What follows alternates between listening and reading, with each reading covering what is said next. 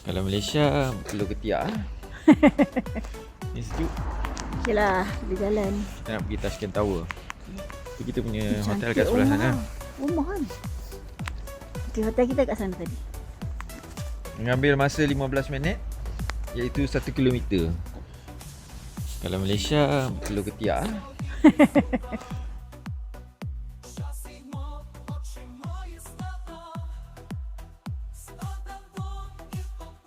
Kalau nak lintas jalan kat Uzbekistan ni, kita ada zebra crossing ni. Kalau kau tak ada lampu, jalan je. Automatik kereta akan berhenti. Kalau tak berhenti tu nasib lah. Tapi so far semua kereta berhenti.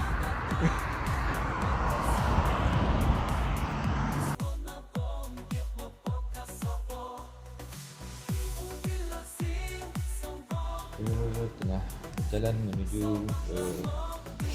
Lisbon. Tapi Macam ni lah dulu dekat Tashkent. Waktu nak kapal terbang pun sama dah nampak dah. Flat. Bukit. Bila dah bukit Banjaran tu.